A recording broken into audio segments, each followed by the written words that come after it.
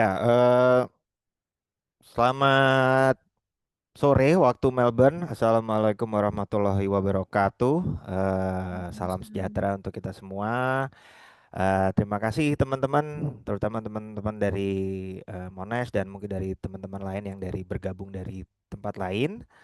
Hari ini kami dari Divisi Main akan mengadakan satu acara yang kira-kira mungkin agak berbeda dengan acara-acara main sebelumnya, yaitu kita lebih banyak melepas stres, melepas kegundahan, gundah gulana dan lain sebagainya. Informal aja teman-teman di sini. Mungkin acara ini kan lebih dari kita untuk kita. Jadi apa namanya nanti mungkin kami harapkan teman-teman bisa berinteraksi dengan pembicara kita yang luar biasa hari ini. Dan nanti sebelum kita mulai, mungkin ada opening remarks dulu dari Bapak Rendra sebagai Kepala Divisi Main. Silakan Pak Rendra.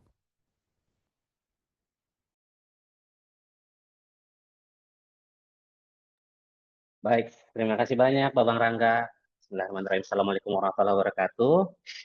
Nah, selamat siang, kebetulan saya di daerah tropis, jadi masih siang saat ini. Selamat siang teman-teman, selamat sore teman-teman yang ada di Melbourne, dan selamat sore, selamat siang teman-teman yang mungkin ada di negara tropis juga. Jadi ini yang saya sampaikan sebelum saya memberikan beberapa remark saja. Terima kasih untuk teman-teman yang sudah bergabung, teman-teman dari Monash University, dan ini sekalian saya lapor nih untuk Mbak Rati ini. Ternyata ada teman-teman dari dunia kerja juga yang uh, turut join dengan acara kita karena memang nampaknya hari ini masalah healthy mind itu menjadi konsumsi penting ya yang untuk bisa diterapkan oleh banyak orang. Jadi teman-teman sekalian, sebelum kita memulai ingin saya sampaikan beberapa hal. Kenapa kita mengangkat topik yang berbeda saat ini? Karena momentumnya memang pas. Sekalian kita di akhir tahun itu sudah banyak yang melakukan tugas, assignment, mungkin ada yang masih jalan juga, dan ada yang lagi confirmation, kayak saya menunggu detik-detik confirmation, dan itu luar biasa teman-teman, stresnya nggak karuan. Dulu cuma dengar, sekarang akhirnya menjalankan. Nanti sebentar lagi Mbak Suci juga akan menjalankan hal itu. Nah, ini teman-teman yang baik, saya ingin menyampaikan beberapa hal. Kenapa akhirnya kita mengangkat topik ini?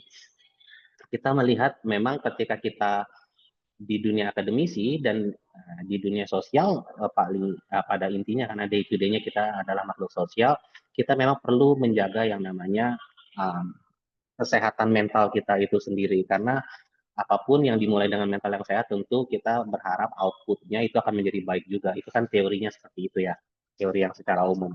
Nah, hal-hal seperti itu yang nanti akan kita coba angkat. Jadi kita dari kelurahan memang melihatnya ini harus bisa dibikin balance sehingga Bang Rangga salah satu manajer di dalam divisi Mind melihat kenapa nggak kita angkat saja diskusi tentang healthy mind, dan alhamdulillah di tengah kita ini sudah ada narasumber yang luar biasa, itu Mbak Mbak Ratih Arum Listiandini. Nanti beliau akan secara detail diperkenalkan oleh Mas Rangga. Yang intinya adalah teman-teman gunakan momentum topik diskusi interaktif kita hari ini untuk berdiskusi bagaimana sih menjaga mental yang sehat, bagaimana sih, apakah tips and triknya. Jadi kalau misalkan kayak seorang introvert seperti saya nggak punya teman curhat, saya curhatnya kemana sih, ngomongnya ke siapa, ke dinding, kalau ngeliat ke kaca kayaknya bosan banget ngeliat muka sendiri gitu ya. Nah, jadi hal-hal seperti itu saya sangat mengencourage teman-teman yang hadir sore ini waktu Melbourne, kita tangisin aja Mbak Mbak Ratinya. Pokoknya ada apa unek-unek, ada yang mau didiskusikan, tangisin aja Mbak Ratinya. Beliau akan sangat welcome untuk mencoba mengurai, memberikan kisi-kisi apa sih tips and tricksnya, karena memang berbicara dengan psikolog itu jangan selalu berharap, ini mohon maaf nih, karena kebetulan keluarga saya juga keluarga dari psikologi, melulu tuh kalau setiap curhat, nampaknya kita cuma dibantu mendengarkan dan sebenarnya solusinya datang dari kita sendiri. Beliau para praktisi ini, beliau-beliau ini yang hebat ini memberikan kata kunci. Tapi beda dengan julid ya, kalau saya misalkan ngobrol sama Babang Rangga, saya berharap Babang Rangga ada di pihak saya. Iya tuh, emang begitu, emang begini. Nah, kita nggak begitu. Kita akan melihat ini dari perspektif yang benar-benar bisa dipertanggungjawabkan. Mungkin sedikit banyaknya segitu untuk tidak berlama-lama. Sekali lagi saya mengucapkan terima kasih banyak untuk teman-teman yang sudah meluangkan waktunya. Saya berharap momentum untuk diskusi interaktif kali ini benar-benar bermanfaat buat kita semua dan yang paling penting bisa mensupport untuk menghasilkan kualitas hidup kita secara personal lebih baik. Terima kasih banyak. Wassalamualaikum warahmatullahi wabarakatuh. Waalaikumsalam warahmatullahi wabarakatuh.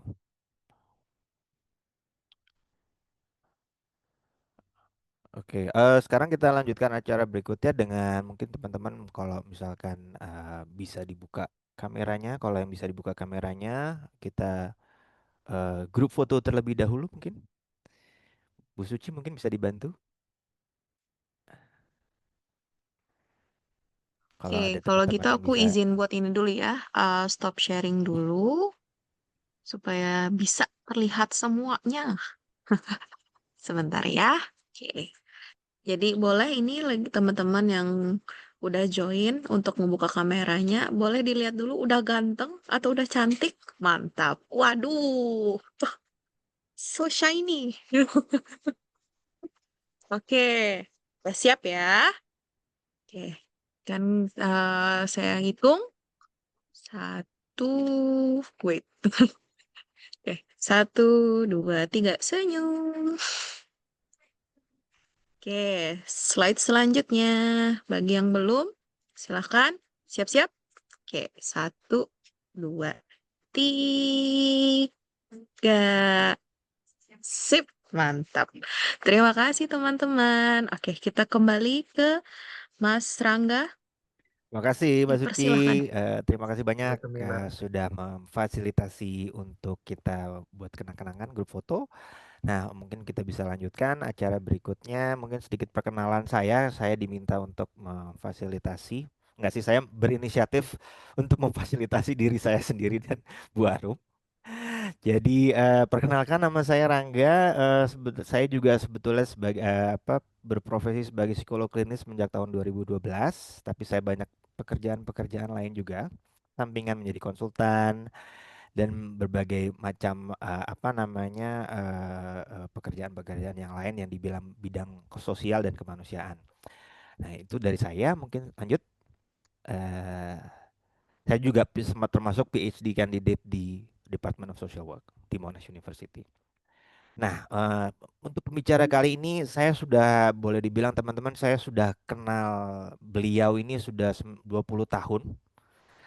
Jadi cukup panjang ya. Jadi 20 tahun tuh udah dari mulai nol sampai udah anaknya udah besar gitu ya. Nah, beliau ini teman sekelas saya. Jadi kalau beliau ini dulu bintang, bintang di kelas, di universitas, di fakultas. Kalau saya boro-boro masuk ke kelas, Pak. Ya, jadi boro-boro di kelas, masuk di kampus aja, syukur alhamdulillah. Jadi, jadi saya udah melihat komitmennya beliau mengenai keilmuan psikologi, terutama psikologi klinis itu luar biasa. Jadi dan beliau sudah berprofesi sebagai psikolog klinis, boleh dibilang sudah 14 tahun ya, Rom ya. Jadi udah 14 tahun dari tahun 2011 kalau nggak salah. Jadi sampai sekarang, jadi jam terbangnya sudah cukup tinggi. Jadi teman-teman bisa tanya mengenai keilmuan maupun juga akademik, penelitian juga bisa karena beliau ada peneliti dan juga mengenai kesehatan mental utamanya sih seperti itu. Nah, jadi teman-teman bisa lihat sendiri mungkin di situ CV-nya seperti apa. Jadi saya nggak perlu memperkenalkan secara formal karena saya sudah kenal secara informal selama 20 tahun. Mungkin waktu dan tempat saya persilahkan tidak perlu harus berpanjang waktu. Silakan Mbak Arum. Eh, Oke. Oke, terima kasih Rangga sudah memperkenalkan saya gitu ke teman-teman semua di sini dan senang banget ternyata ada beberapa nama-nama yang saya udah familiar juga ya. Ada apa namanya Dean satu angkatan juga ya di psikologi UI. Terus habis itu ada Kak Reneta nih kayaknya psikolog anak juga dari UI juga ya. Apa namanya? Terus ada Rangga, ada Rona juga yang dulu sama-sama teman seperjuangan waktu LPDP di Sydney gitu ya. Jadi alhamdulillahirabbil alamin. Terima kasih kesempatan yang sudah diberikan gitu ya buat teman-teman dari LPDP Monash untuk saya bisa berbagi di sini. Dan sebetulnya apa yang saya bagikan ya mungkin selain sesuai dengan kapasitas keilmuan juga ya, tapi semoga nanti ini bisa menjadi ajang untuk kita bisa sama-sama belajar bareng gitu ya. Karena mungkin sampai saat ini pun juga ya gimana ya kita tuh harus mengakui eh, sebagai mahasiswa, sebagai akademisi gitu, atau saya yang sekarang menempuh karir sebagai akademisi, itu yang namanya stres itu tuh pasti selalu ada gitu di dalam setiap waktu gitu, stres kerja maupun stres yang mungkin ada hubungannya sama konteks pencapaian akademik juga dan sebagainya gitu. Jadi hari ini saya akan berbagi terkait dengan bagaimana sih pada akhirnya kajian-kajian psikologi gitu ya secara ilmiah maupun dari pengalaman-pengalaman saya juga secara pribadi maupun berdasarkan apa yang saya sudah temukan juga gitu pada klien-klien saya gitu yang itu efektif gitu ya dan terbukti ilmiah juga untuk membantu pengelolaan stres dan juga untuk meningkatkan ketangguhan ya. Teman-teman boleh panggil saya apa namanya Ratih atau Arum, tapi kalau nama familiar saya kalau teman-teman selama kuliah sih manggilnya Mbak Arum ya gitu. Jadi silakan nanti boleh untuk menyapa saya di dalam sesi chat juga misalnya kalau misalnya pengen bertanya tentang sesuatu. Oke, next slide. Oke, tadi udah dijelasin sedikit ya. Jadi saya S1 dan S2 itu dari Universitas Indonesia, S1 satu angkatan sama Rangga kebetulan. Kalau S2 kita beda satu angkatan kayaknya ya, Rangga ya? Iya nggak sih? Ya, kayaknya beda satu angkatan ya. Terus saya sudah menyelesaikan studi doktoral saya di bidang psikologi klinis dari UNSW Sydney, Australia. Lulus kurang lebih tahun 2024 ya, awal tahun 2024, dan alhamdulillah juga dengan pembiayaan beasiswa dari LPDP gitu. Jadi ini kayak sesi sharing juga ya dari alumni LPDP ke para awardee LPDP yang sekarang mungkin masih aktif ya. Aktivitas saat ini sebetulnya kegiatan utamanya adalah sebagai dosen dan juga peneliti di Universitas Yarsi Jakarta, tapi saya juga praktek sebagai psikolog klinis di ibunda.id dan juga Insight Psikologi, dan saya juga sedang merintis juga sih pengembangan platform layanan digital untuk para ibu di Indonesia yang namanya itu adalah Hai Mama gitu, dan selain itu adalah ibu dan istri juga. Oke, next slide. Oke, nah apa yang akan kita bahas pada hari ini? Jadi saya akan membahas mengenai apa sih sebetulnya definisi dari stres dan juga resiliensi itu sendiri ya. Secara ilmiah itu bagaimana sih para ilmuwan psikologi melihat ini gitu. Lalu apa saja yang bisa mendukung komponen-komponen yang bisa membuat orang itu menjadi lebih tangguh dan bagaimana caranya untuk bisa mengatasi stres dan juga mengembangkan resiliensi ini menjadi lebih baik. Next slide. Oke, nah untuk awalan, coba teman-teman dong, ini kita emotional check-in. How do you feel today? Gitu, apakah capek mungkin? Apa misalnya excited? Atau misalnya sedang sedih mungkin? Ataupun misalnya mungkin sedang banyak pikiran? Boleh untuk share di kolom chat ya, teman-teman. Rona ekspresi wajahnya, oke, emojinya itu ya kayak, aduh, kayaknya banyak pikiran nih. Oke, boleh. Ayo silakan teman-teman boleh tuliskan, bisa pakai emoji, bisa pakai kata-kata. Oke, Mas Agung senyum. Ada yang kayak ini apa nih Din? Bingung ya? Bingung atau apa nih? Kalau Rangga excited, Zahra agak sedih ya, mungkin sedang ada yang mengganggu, pikiran yang mengganggu. Mas Agung on fire nih, on fire luar biasa nih, ada yang on fire juga. Jempol nih ya, oke lah, so far oke. Ini Mas I gede siapa nih panjangannya, wajahnya ekspresi emojinya kayak gitu ya, kayak apa namanya datar, ya mungkin ada yang sambil menangis, ada yang pusing juga di sini ya. Ya ampun ya, inilah nasib mahasiswa LPDP gitu. Ini tapi ada yang happy juga nih, Caroline Green kayak meringis. Ada yang sleepy, oke, mengantuk juga. Iya, oke. Beragam ya ekspresi emosinya. Oke, thank you teman-teman udah sharing ya. Kenapa pada akhirnya saya tanya, yang saya tanya pertama itu adalah bagaimana perasaan teman-teman pada hari ini gitu ya. Karena kita tuh akan lebih bisa gitu nantinya untuk bisa mengatasi gitu ya tekanan-tekanan yang ada, ataupun misalnya kita jadi lebih tahu juga nih apa yang perlu kita lakukan ketika kita aware tentang kondisi emosional kita dalam keseharian gitu. Kenapa? Karena ketika kita lebih sadar sadar, kita lebih aware, kita lebih bisa men-tracking nih ya kondisi mood kita mungkin juga bisa tahu nih, mungkin ada pemicu nggak yang membuat kita seperti ini, atau mungkin ada hal nggak yang mungkin sedang membuat kita tuh jadi lebih overthinking dari biasanya gitu. Oke, thank you banget semua yang udah sharing ya dengan berbagai macam reaksi emosi, dan ini kayaknya yang paling ekspresif juga nih reaksi emosinya berbagai macam ya, dari yang senyum sampai ngantuk sampai bingung gitu sampai nangis, overthinking dan sebagainya. Ya itulah warna-warni ya sebagai mahasiswa apa namanya LPDP gitu ya di Monash. Oke, next slide.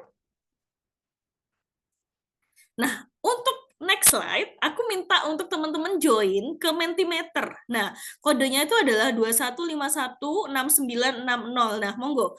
Silakan untuk join ke Mentimeter dengan kode 21516960.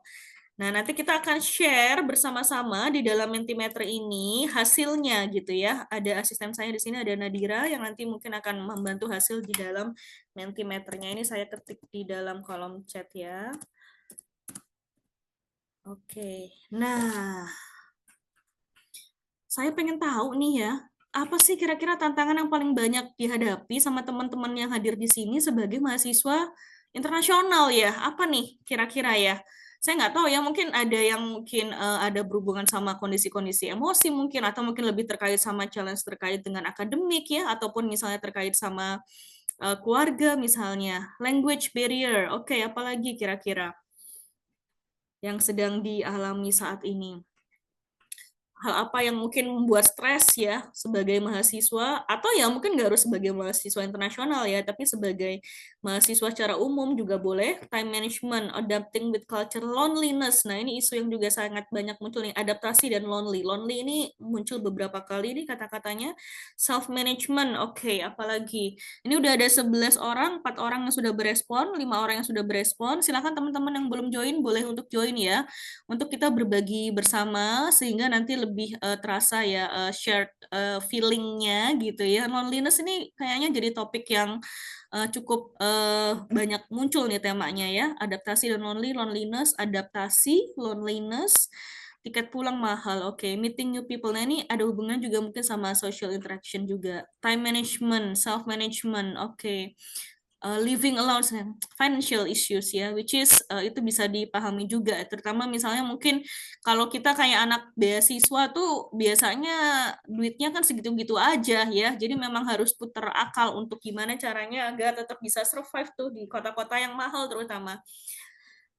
Saya kemarin juga di Sydney juga sangat terasa ya tekanan finansial itu juga. Oke.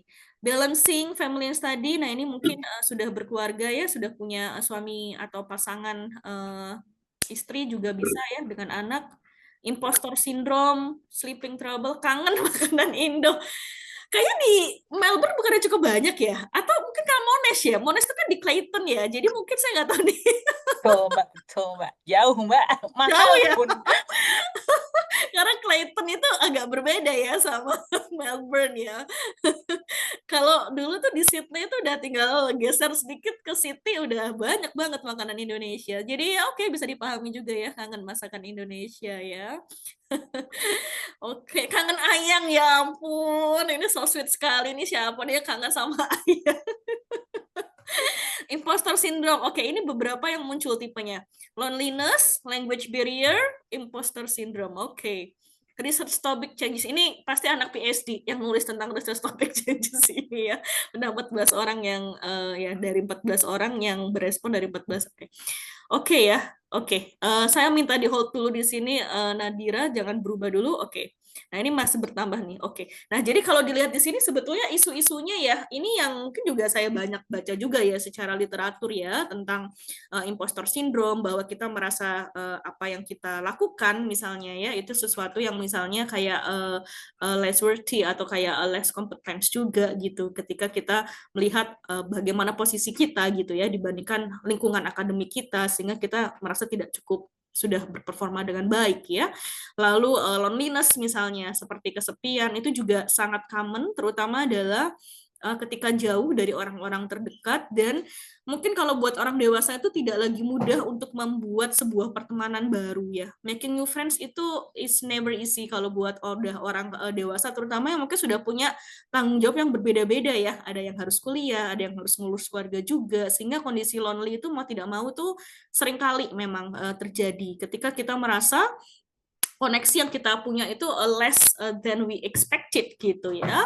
Lalu topik riset yang berubah, nah ini juga salah satu unexpected things yang sangat mungkin terjadi selama proses studi, terutama mungkin kalau buat teman-teman yang pathway-nya itu adalah riset ya, entah mungkin Master of Phil, MPhil, atau misalnya Doctor of Philosophy, itu sangat mungkin juga ya. Belum lagi misalnya ada kemungkinan situasi-situasi yang tidak pasti juga ke depannya terkait sama riset, itu mungkin juga memunculkan sebuah kondisi tekanan yang lainnya. Lalu yang lain adalah culture and language barrier, which is ya it is very common juga.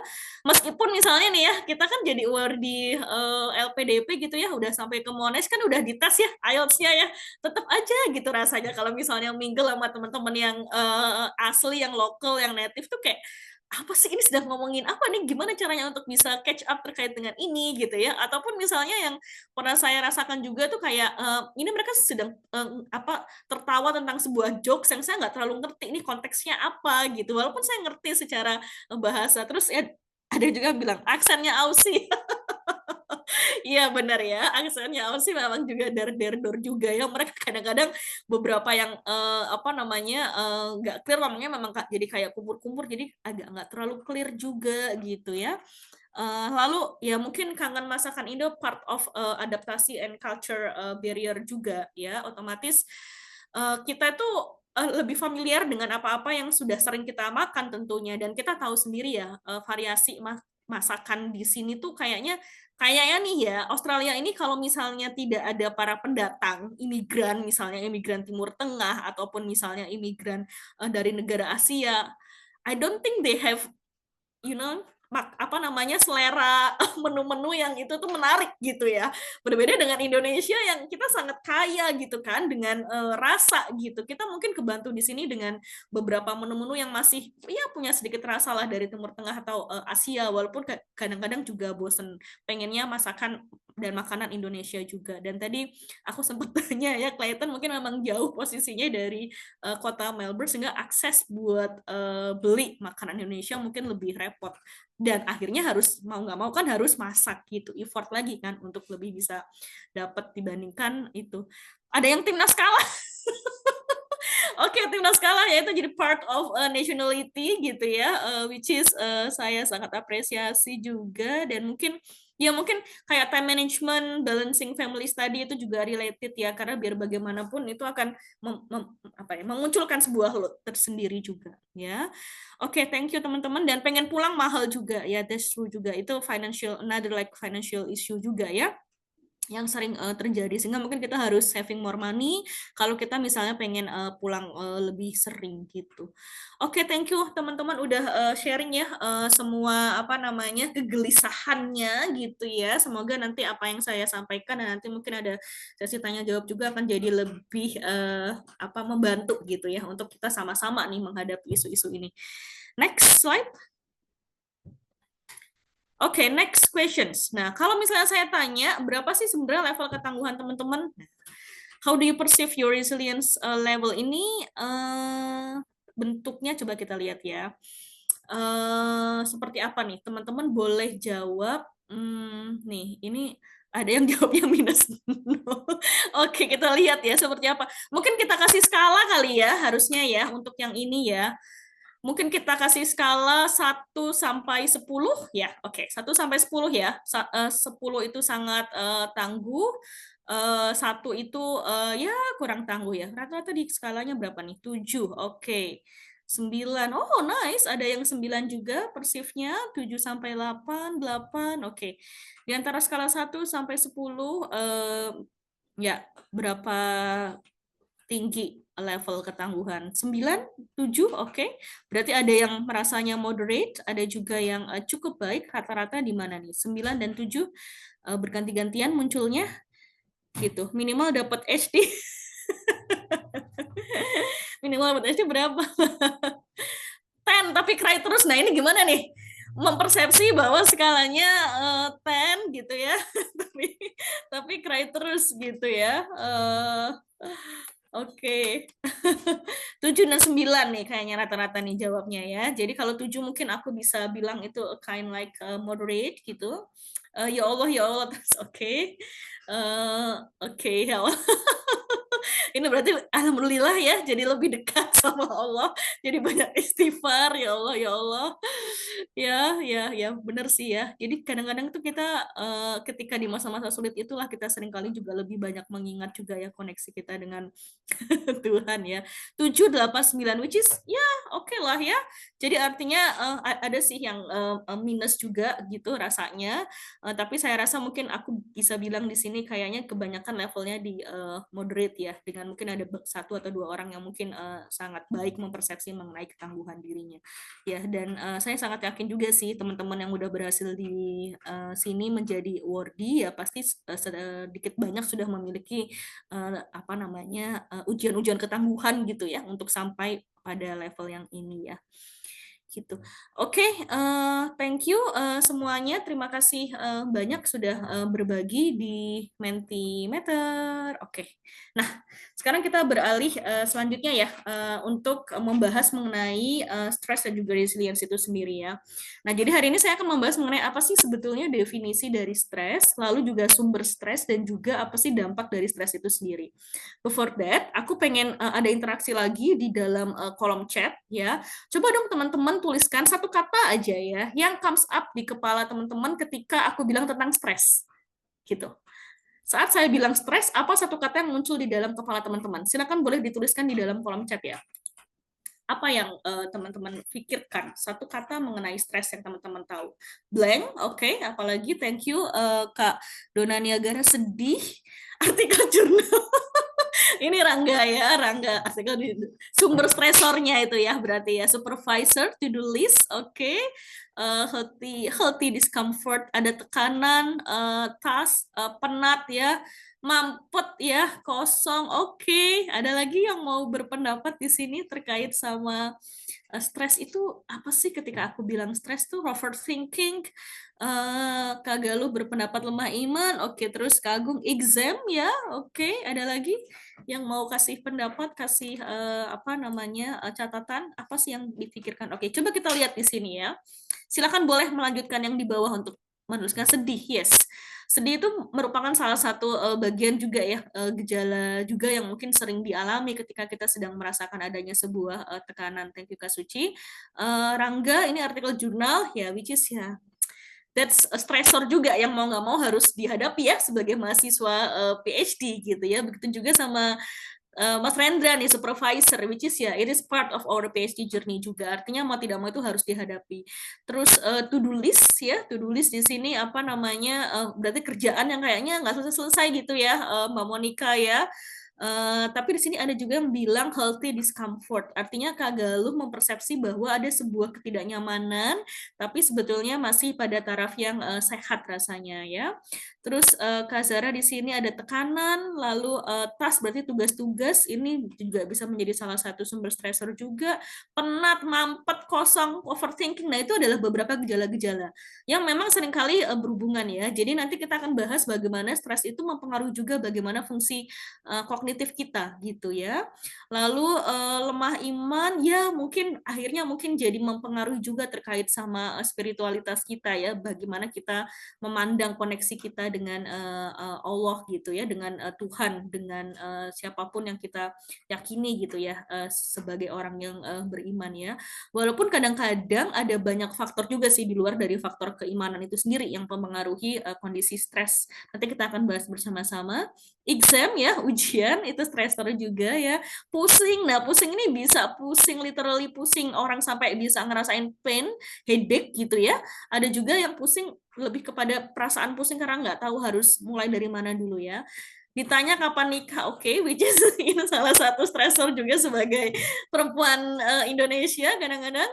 menunda melakukan apa yang bisa dilakukan. Oke, jadi ini mungkin bisa kayak apa namanya ya, penyebabnya juga, either penyebab atau itu juga bisa menjadi dampak juga gara-gara kita menunda, kita jadi stres.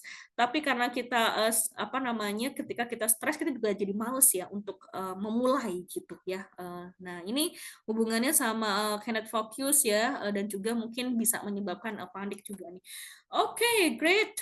Thank you teman-teman udah sharing ya tentang apa yang muncul di dalam kepala ketika kita ngomongin tentang stres ya. Karena ketika kita mendefinisikan mengenai stres, itu kita tidak hanya memahami terkait dengan artinya, tapi juga adalah apa sih dampaknya yang kita rasakan, gejalanya seperti apa, dan setelah itu baru kita akan bahas mengenai seperti apa kita bisa mengatasi ya terkait dengan hal itu.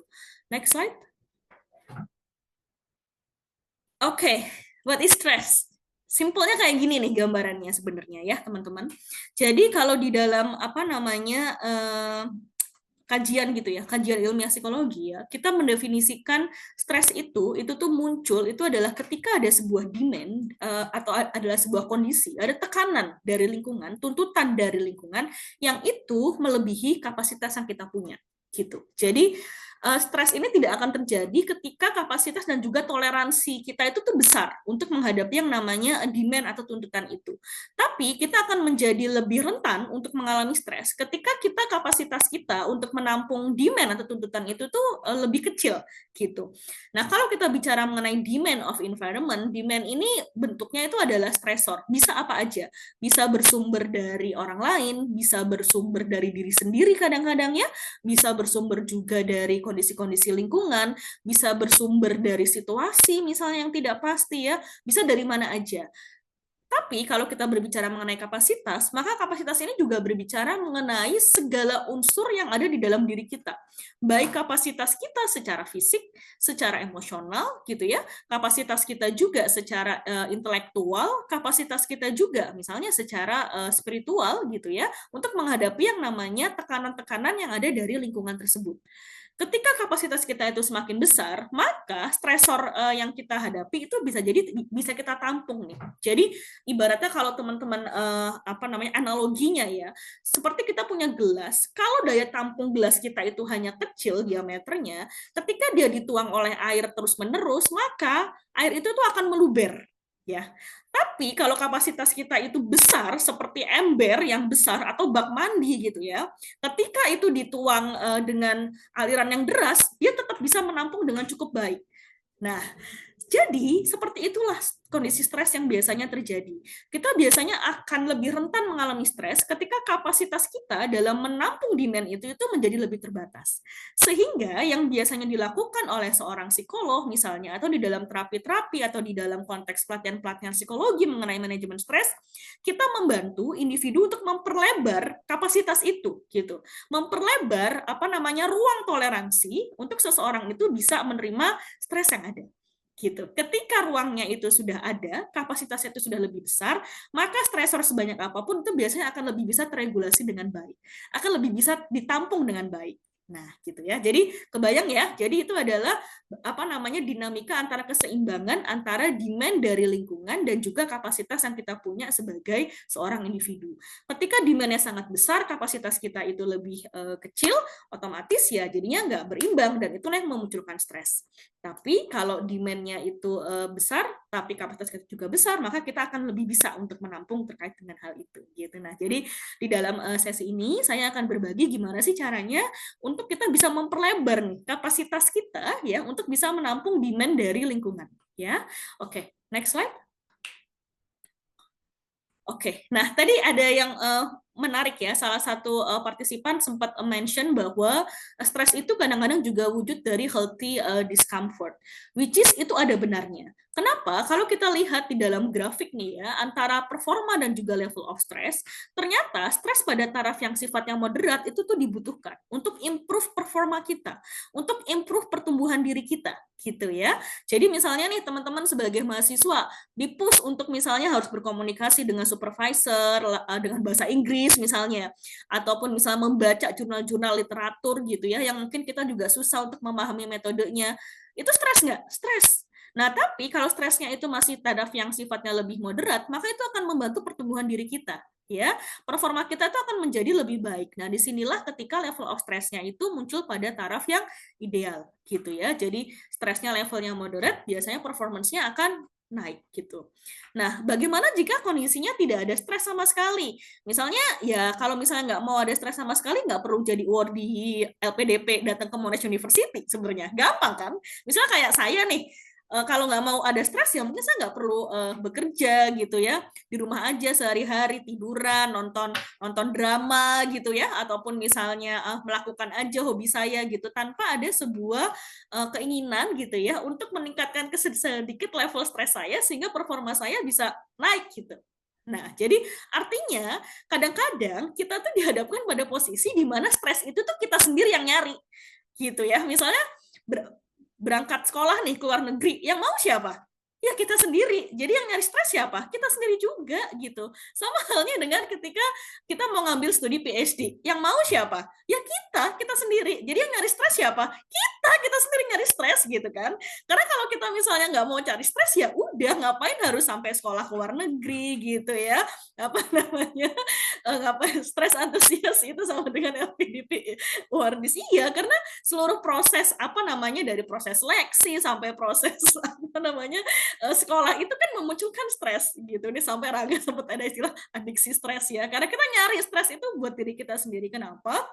Karena mungkin sebenarnya jauh di dalam lubuk hati kita juga ya. Mungkin kita punya sebuah ekspektasi atau punya sebuah harapan juga bahwa stres ini tuh stres yang masih bisa kita tanganin gitu pada level yang moderate gitu. Jadi ketika situasinya itu adalah sebuah stres yang terprediksi, biasanya seseorang itu akan lebih bisa menampung itu. Nah, yang sering kali membuat stres itu jadinya menjadi sangat distres. Nah, ini kalau teman-teman lihat nih ya level of stresnya ya. Kapan stres itu pada kondisi yang membuat distres? Biasanya itu dipengaruhi sama faktor-faktor lain. Pertama, faktor-faktor yang nggak bisa kita kendalikan. Misalnya kita expect gitu ya, apa namanya bahwa studi kita itu akan berjalan dengan lancar dengan rangkaian XYZ. Ternyata di tengah jalan ada unexpected things happens yang itu kita nggak prediksi sebelumnya. Atau misalnya ada sebuah uncertainty gitu ya, apa namanya kita cemas terhadap hal yang tidak atau belum pasti terjadi di masa depan gitu. Itu membuat kita jadinya lebih naik tuh kadar stresnya karena stresnya tidak lagi di level moderat tapi levelnya sudah ke level yang tinggi. Atau misalnya kalau kita sebagai mahasiswa gitu ya, mungkin burn out gitu ya, terus menerus apa namanya di expose gitu ya dengan berbagai macam tuntutan, baik tuntutan dari beasiswa. Setahu saya mungkin kalau teman-teman master juga ada kayak standar IP ya, standar prestasi akademik yang dibutuhkan. Kalau teman-teman PhD ya berarti standar-standarnya kayak milestone yang harus tercapai pada saat tepat waktu. Karena kalau nggak lulus tepat waktu, nggak sampai tepat waktu ya tekor juga harus bayar sendiri misalnya kayak gitu kan. Itu kan apa namanya sebuah kondisi yang bisa jadi itu kalau terus-menerus muncul dan tidak kita kelola, itu efeknya pasti akan mempengaruhi performa kita. Gitu. Nah, jadi apa bedanya antara eustress dan juga distress? Eustress itu adalah ketika stres itu pada level yang cukup moderat, yang itu bisa membantu untuk meningkatkan performa kita, ya. Sedangkan distress itu adalah ketika level stres itu sudah sangat tinggi sehingga itu justru tidak membantu untuk kita bertumbuh, malah mungkin menurunkan gitu ya apa namanya performa kita sendiri sebagai seorang pekerja, sebagai seorang mahasiswa gitu ya, yang itu kita sebut sebagai distress gitu. Jadi levelnya sebetulnya eustress itu yang tadi yang menuju ke peak performance itu. Nah, sekarang teman-teman bisa untuk menilai nih ke diri sendiri ya, apakah sekarang level stresnya lebih gimana nih? Lebih ke level yang untuk yang masih moderate lah ya, masih bisa untuk ditanganin gitu ya. Kalau tadi aku lihat menilai ketangguhannya di level 7, 8 gitu mungkin masih bisa ditanganin gitu ya. Atau ada yang merasa bahwa kayaknya ini udah di-stress sih ya, udah penuh banget sehingga sangat mempengaruhi performa dan juga keberfungsian gitu sehari-hari gitu ya. Oke, next slide. Oke, nah apa aja simptom-simptom ya atau gejala dari distress psikologis ini. Yang pertama adalah worry. Worry dan rumination itu adalah dua hal yang biasanya sering muncul bersamaan. Jadi mungkin kalau istilah populernya kayak semacam overthinking gitu ya, kayak kekhawatiran berlebihan atau memikirkan sesuatu yang itu belum jelas juntrungannya gitu ya. Apa namanya sehingga itu membuat kita itu menjadi apa namanya ya kayak terpaku gitu ya pada hal-hal yang itu tuh belum pasti terjadi atau pada pikiran-pikiran kita sendiri gitu. Dan kadang-kadang kalau kita terlalu worry, terlalu overthinking ini itu pasti akan memunculkan juga pengaruhnya ya terkait sama performa kita yang harusnya kita bisa mengalihkan energi kita gitu ya untuk bisa produktif, itu malah jadi banyak dipakai untuk overthinking tadi misalnya. Lalu kondisi mood yang low itu adalah suasana hati yang menurun, suasana hati yang memburuk. Istilah gampangnya adalah kondisi mood yang depresif gitu. Contohnya seperti apa Mbak Arum? Males untuk memulai aktivitas sehari-hari, rasanya kayaknya aduh bangun dari tempat tidur aja susah misalnya, atau kehilangan minat pada sebuah hal yang sebetulnya itu biasanya kita minati, tapi kita udah nggak minat lagi untuk melakukan itu. Atau misalnya sulit untuk merasakan perasaan senang gitu ya, kok nggak ada lagi aktivitas yang bisa membuat aku happy ya, bahkan sesuatu yang sifatnya biasanya saya lakukan sehari-hari itu buat happy, ini udah nggak membuat happy lagi gitu. Kadang-kadang disertai juga kayak ada perasaan numbness gitu ya, ataupun misalnya kayak mati rasa juga mungkin juga gitu. Jadi kondisi low mood ini tuh sebetulnya bisa sangat beragam bentuknya, tapi kebanyakan ditandai sama tadi suasana hati yang memburuk membuat kita menjadi kehilangan minat pada hal-hal yang biasanya kita minati, dan biasanya itu seringkali prakarsai juga gitu ya, dipengaruhi juga tentang bagaimana kita berpikir mengenai diri kita sendiri tentang masa depan. Kita merasa masa depan itu sebuah hal yang menjadi sangat tidak pasti buat kita, atau kita merasa diri kita itu buruk dan sebagainya. Nah itu jadi biasanya sangat berpengaruh. Lalu anger, irritability. Ada beberapa orang yang ketika dia distress, dia tidak menjadi depresif, tapi dia menjadi gampang marah. Itu ada juga gitu tipenya. Gampang marah, jadi sensitif, jadi gampang tersinggung. Misalnya biasanya anak ngajak main, kita bisa sabar, tapi kalau pas sedang stres, ketika anak ngajak main, dia sedang ngapain, kita lebih gampang untuk terpacu gitu ya, terpicu, jadi marah, jadi lebih sensitif. Nah, anger dan irritability itu tuh juga menjadi bagian dari ini juga ya, apa namanya, simptom dari stres itu sendiri juga ya. Oke, lalu high blood pressure. Nah, ini adalah kondisi-kondisi fisik yang mungkin terjadi, dan juga pain and tension. Saya nggak tahu di sini mungkin tadi teman-teman juga sudah ada yang sempat nyebut nih ya tentang kortisol ya. Jadi gini teman-teman, ketika kita kondisi distress psikologisnya itu sedang tinggi gitu ya, maka di dalam otak kita itu mengeluarkan sebuah hormon yang kita sebut sebagai hormon kortisol. Jadi gampangnya kalau saya biasanya menjelaskan kepada klien saya itu adalah anggap ini otak manusia ya. Otak manusia ini sebetulnya kan terdiri dari beberapa bagian ya. Otak manusia yang paling berkembang sebetulnya sebagai seorang manusia, yang membedakan kita dengan spesies lain yang ada di stratanya itu di bawah kita, itu adalah bagian prefrontal cortex atau korteks bagian depan. Nah, dan prefrontal cortex ini itu tuh melibatkan fungsi-fungsi eksekutif seperti apa? Seperti empati, pengambilan keputusan, penyelesaian masalah, ya, kemampuan-kemampuan penalaran tingkat tinggi. Nah, itu tuh adanya di dalam prefrontal cortex ini, fungsinya yang paling berpengaruh. Nah, bagaimana ketika seorang sedang mengalami stres? Ternyata pada saat seseorang sedang mengalami stres, yang lebih aktif itu tuh kadang-kadang itu bukan area prefrontal cortex-nya, tapi adalah area limbik. Limbik itu adalah di bagian sini, di bagian tengah.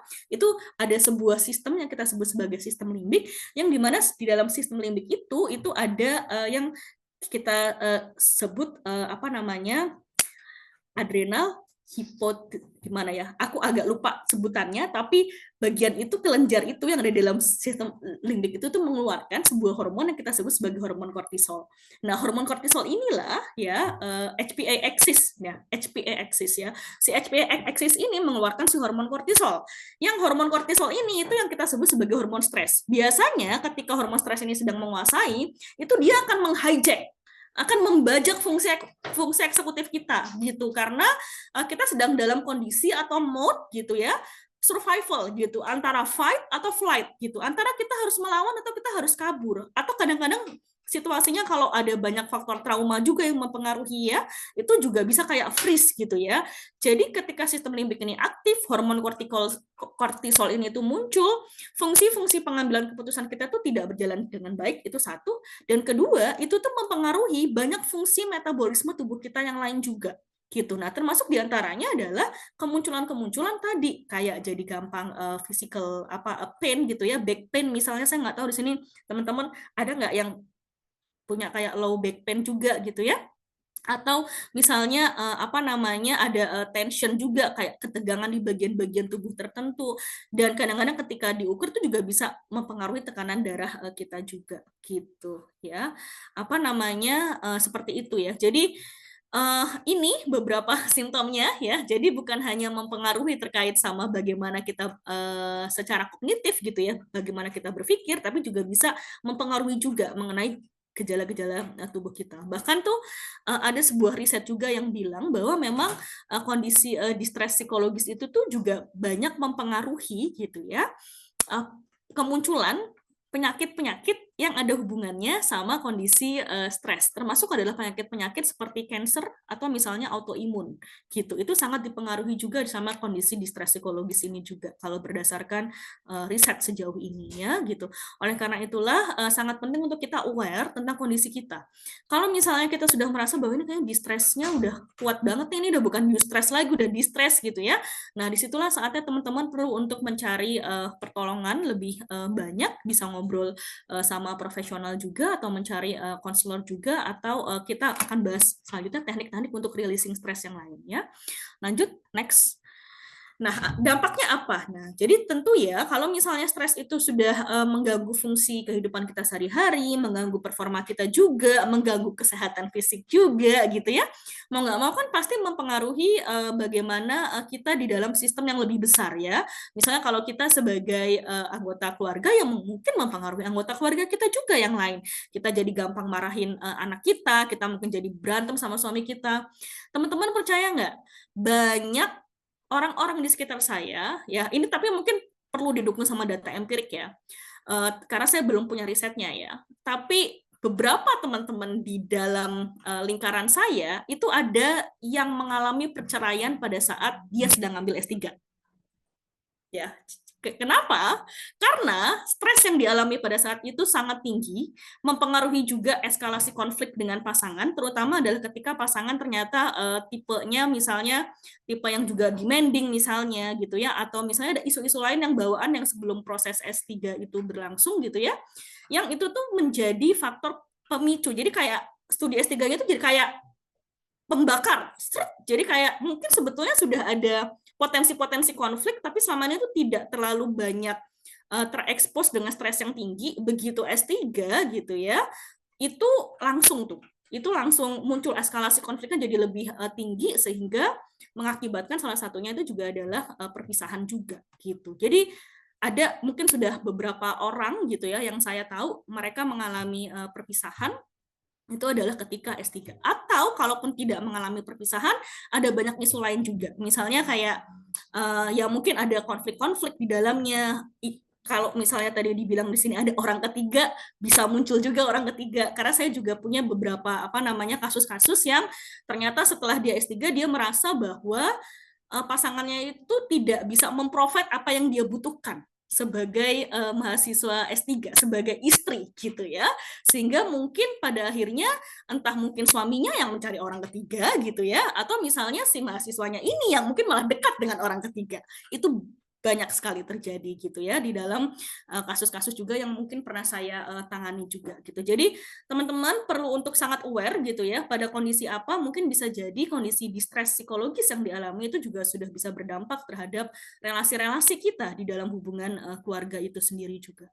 Lalu faktor komunitas ya pasti otomatis ya. Jadi ketika misalnya kita di dalam keluarga itu tidak sehat hubungannya, pasti akan berdampak juga secara lebih luas ya ke komunitas gitu ya.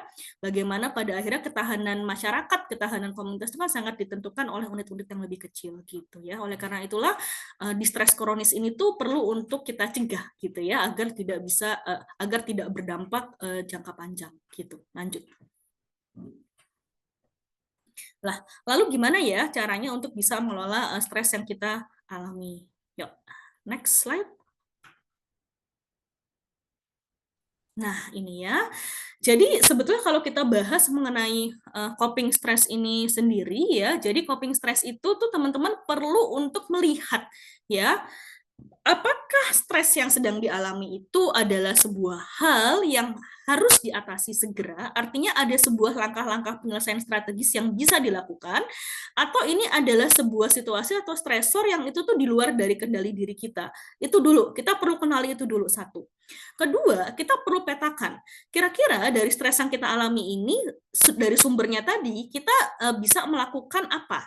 Nah, ada dua jenis coping stress yang itu biasanya paling banyak dipakai ya di dalam pendekatan-pendekatan terapi psikologi, yaitu adalah yang kita sebut sebagai problem focus coping stress, dan yang kedua itu adalah emotion focus coping stress. Kalau problem fokus, itu fokusnya itu adalah menyelesaikan permasalahan stresornya itu dengan langkah-langkah strategis, dengan pengambilan keputusan, dengan brainstorming, dengan problem solving gitu ya, yang artinya adalah kita tahu nih yang menjadi stresornya itu perlu untuk kita atasi. Misalnya, stres karena disuruh bikin systematic review gitu kan dari ribuan artikel. Stres kan? Nah, gimana caranya? Ya kita harus mencari cara gimana biar tugas itu selesai gitu kan.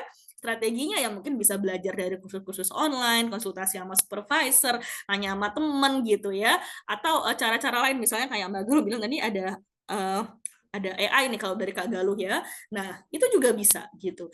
Nah, tapi ada situasi-situasi juga yang kadang-kadang stresor itu tuh tidak bisa diatasi dengan segera lewat langkah-langkah strategis. Sehingga kita perlu untuk rilis stres itu dengan yang kita sebut sebagai emotion focus coping, yang sifatnya adalah untuk meredakan ketegangan-ketegangan emosional dan juga mencari dukungan yang kita butuhkan. Misalnya apa? Nanti saya akan bahas lebih banyak ya, ada banyak teknik, tapi artinya adalah lebih kepada melakukan langkah-langkah relaksasi, misalnya yang membuat jadi lebih rileks, yang membuat kita jadi lebih agak lega gitu ya beban psikologisnya, dibandingkan apa namanya kita berusaha gitu ya untuk fokus untuk menyelesaikan permasalahan. Karena kadang-kadang ada situasi di mana kita perlu untuk rileks dulu, baru kita bisa problem solving dengan baik gitu. Dan yang paling penting adalah memang kita perlu punya semacam sikap mental yang positif juga gitu ya dalam memandang tantangan yang ada di hadapan kita gitu ya. Seperti apa kita ingin menanggapi hal itu, dan itu perlu untuk kita latih juga. Setelah problem fokus dan emotion fokus ini, biasanya kita akan jadi lebih punya ketahanan, lebih punya ketangguhan juga ya, punya sikap mental yang positif untuk mengatasi gitu ya stresor yang kita hadapi. Oke. Ini saya sambil jawab pertanyaan ya. Jadi teman-teman boleh silakan kalau misalnya mau interaksi gitu ya. Gitu ya. Oke. Nah, oke, ini ada pertanyaan dari Pak Purwadi tadi, amigdala hijack. Oh iya betul Pak, betul. Jadi sistem limbik ini di dalamnya ada amigdala yang itu betul, itu hijack tadi ya, terkait sama fungsi eksekutif kita gitu ya. Lalu ada pertanyaan dari Mas Frederikus, gampang ngantuk apakah bentuk stres juga? Nah, ini tergantung. Gampang ngantuk itu bisa karena stamina fisik kita yang memang kurang, atau memang kita sedang kurang tidur gitu ya, atau memang kondisi kita itu sedang low mood. Karena memang betul bahwa low mood itu atau kondisi mood yang depresif itu juga membuat orang itu jadi gampang ngantuk, dan banyak orang dengan gejala depresi itu tidur sepanjang hari misalnya gitu ya, ataupun apa namanya malah nggak bisa tidur sama sekali gitu. Jadi kalau ditanya gampang ngantuk itu apakah bentuk stres juga, jadi perlu reflect lebih banyak gitu ya, apakah kira-kira gampang ngantuk ini sumbernya dari mana nih Mas Frederikus gitu ya, apakah memang kurang tidur, berarti mungkin kurang tidurnya itu yang menyebabkan jadi gampang ngantuk, atau stamina fisik berarti artinya kita perlu untuk nambahin kayak physical activity juga nanti ya, lalu ataukah misalnya dalam kondisi mood yang memang sedang depresif juga, kayak kehilangan minat untuk melakukan apa-apa sehingga akhirnya membuat kita jadi gampang ngantuk gitu ya. Oke, nanti ini ada pertanyaan lain yang DM ke saya, nanti saya akan jawab ya. Oke, next slide. Oke. Nah, Jadi gimana caranya gitu ya untuk meningkatkan kapasitas kita dalam handle gitu ya terkait sama distress ini. Jadi yang pertama ya kalau misalnya stresornya itu jelas harus diatasi masalahnya, ada langkah-langkah penyelesaian masalah yang jelas ya kita memang harus solving permasalahan itu sendiri juga. Gimana cara problem solving yang efektif? Nah, mungkin bisa brainstorming, bisa diskusi sama orang yang mungkin lebih paham juga, bisa cari sumber-sumber informasi yang ada di sekitar kita gitu ya. Lalu yang kedua, regular exercise dan juga dietary ini juga penting. Nah, ini adalah bagian dari emotion focus, tapi mungkin juga bagian dari kayak self-care strategi kita juga ketika kita sedang handle distress. Kenapa? Karena kalau kondisi stamina fisik kita itu lebih berimbang, artinya kita lebih punya kapasitas untuk menghandle stres itu. Makanya banyak orang yang merasa bahwa physical activity itu adalah sebuah hal yang wajib masuk ke dalam agenda harian mereka, karena itu membantu mereka untuk dealing sama distress.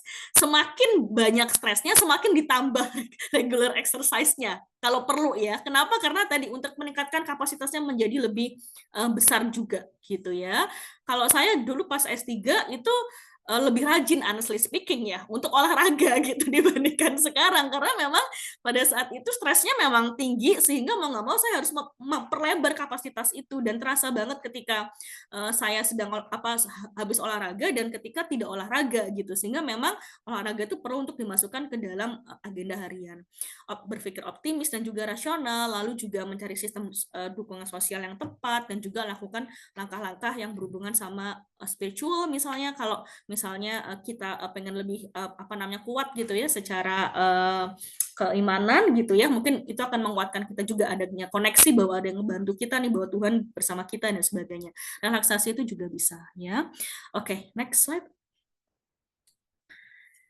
Oke, nah lalu gimana caranya untuk bisa menambah ketahanan kita gitu ya? Tadi kan untuk dealing sama stresnya nih, jadi kalau udah ada stresornya, gimana sih dealingnya? Nah lalu kalau misalnya pas sedang nggak ada stres, gimana caranya untuk meningkatkan kapasitas kita agar bisa menjadi lebih tangguh, agar bisa menjadi lebih tahan gitu ya menghadapi sebuah situasi kehidupan. Next slide.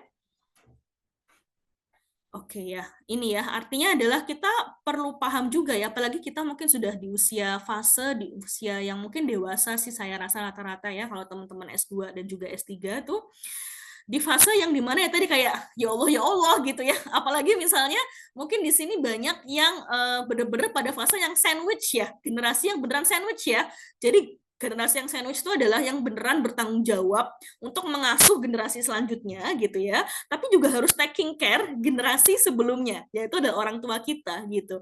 Mungkin di sini ada yang punya tanggung jawab sandwich tadi gitu ya, jadi harus taking care orang tua, harus membiayai orang tua, harus memperhatikan kesehatan orang tua juga gitu, tapi juga di satu sisi harus memperhatikan pasangan juga, memperhatikan anak kita yang generasi selanjutnya juga gitu. Belum lagi tanggung jawab kita sebagai orang dewasa pribadi gitu ya, harus kerja, harus belajar, kuliah gitu ya, harus memanage keuangan. Wah udah tuh babak belur gitu rasanya kayaknya kalau pas sedang mungkin usia 30-40-an tuh salah satu fase-fase yang juga paling banyak mengalami isu kesehatan jiwa itu di fase-fase itu juga gitu, karena pressure-nya itu sedang sangat tinggi juga gitu, baik tuntutan hidup sendiri maupun untuk mereka yang menjadi tanggung jawab dan amanah kita gitu, baik orang tua kita maupun di generasi yang selanjutnya gitu. Apalagi mungkin kalau culture-nya orang Asia kan kita value ya terkait sama orang tua gitu kan, mungkin agak berbeda dengan mereka-mereka yang di culture Barat ya orang tua mau gimana mungkin mereka lebih terserah gitu ya. Tapi kalau buat orang Asia, orang tua itu masih menjadi sebuah hal yang krusial gitu untuk kita bisa perhatikan gitu ya. Jadi artinya di fase-fase usia ya mungkin 20-an akhir sampai nanti menjelang 40-an itu adalah fase-fase yang sedang sangat tinggi sebenarnya stresornya juga, karena ada banyak tanggung jawab dan juga amanah gitu di situ ya. Jadi tantangan hidup itu adalah sebagai keniscayaan gitu. Next slide. Gitu. Nah, Lalu apa yang disebut sebagai resiliensi? Nah, ini sebenarnya ada gambar bola yang membal ya, teman-teman. Saya nggak tahu teman-teman bisa lihat atau tidak ya. Jadi banyak orang berpikir bahwa oh harus tangguh tuh harus kuat seperti batu bata yang dihantam apa namanya badai gitu. Nggak kayak gitu ya. Jadi ternyata di dalam psikologi itu resiliensi itu tuh didefinisikan dengan sebuah fleksibilitas, teman-teman. Ya, jadi semakin seseorang itu fleksibel, semakin dia resilient. Semakin seseorang itu bisa membal ketika dia menghadapi sebuah kesulitan, itu semakin orang itu resilience. Jadi orang yang resilience itu bukan orang yang kaku, bukan orang yang harus terlihat kuat ya, harus orang yang tidak terpapar dengan sebagai berbagai macam tantangan, bukan. Tapi orang yang resilient itu adalah orang yang mampu untuk bangkit ketika dia sedang dalam sebuah situasi sulit. Dan itu membutuhkan sebuah fleksibilitas ya. Jadi fleksibilitas secara psikologis itu malah mendukung yang namanya si resiliensi ini. Orang-orang dengan kepribadian yang cenderung perfeksionis, cenderung kaku, nggak bisa menghadapi perubahan, itu malah biasanya less resilience dibandingkan mereka yang mungkin lebih bisa fleksibel, bisa lebih adapt, bisa lebih adjust, bisa lebih santai, bisa lebih melihat banyak perspektif gitu ya.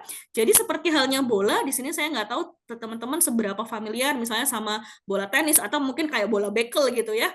Kan dia ketika dia jatuh, dia membal. Seperti itu halnya juga si resiliensi ini, daya lenting. Jadi kita sebutnya sebagai daya lenting. Jadi definisi ketangguhan itu bukan ketangguhannya kuat seperti batu bata, no. Gitu. Tapi ketangguhan yang dimana ketika dia dihantam, dia mungkin jatuh ke bawah, tapi dia tahu bagaimana caranya untuk dia bisa bangkit lagi gitu. Nah, itu yang disebut sebagai resiliensi psikologis, yaitu adalah kemampuan seseorang untuk bisa mengatasi, beradaptasi dengan baik pada saat tantangan muncul, untuk bisa bangkit kembali gitu di tengah kemalangan. Boleh nggak Mbak orang yang resilient itu, apakah kalau saya itu nangis ketika saya menghadapi sebuah hambatan, artinya saya kurang tangguh? Nggak juga gitu. Tapi ketika kita sedang menghadapi kekecewaan, kita menghadapi kemalangan, kita menghadapi kehilangan, it is very okay untuk kita nangis, untuk kita sedih, untuk kita merasa kecewa.